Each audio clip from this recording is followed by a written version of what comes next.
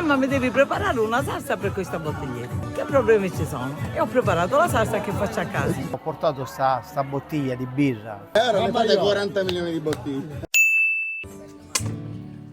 E da lì nasce Agromonte. Abbiamo iniziato veramente con l'imbuto, con le macchinette a chiudere le bottiglie. Oggi facciamo 30.000 pezzi ora. Il primo test che è stato fatto è stato quello di far assaggiare il prodotto a tutti i nostri dipendenti. Manca un po' di colore. Rifacciamo un altro test aggiungendo il concentrato. Il feedback dell'Indomani, il prodotto ha raggiunto il colore, il sapore è un po' simile a quello degli altri. Abbiamo deciso di intraprendere la strada della qualità e dell'artigianalità, quindi un prodotto artigianale con un colore più chiaro. Per noi è stato un punto di forza. Questo colore era per noi un'argomentazione con i buyer e con i nostri clienti. Il nostro prodotto è più chiaro perché comunque è un prodotto più naturale. Avete risolto con le bottiglie marroni. Quella è stata una fortuna. Forse se la bottiglia fosse stata di colore trasparente, questo Agromonte non sarebbe arrivata a questi risultati. La gente compra con gli occhi. Nel caso di Agromonte ha comprato la bottiglia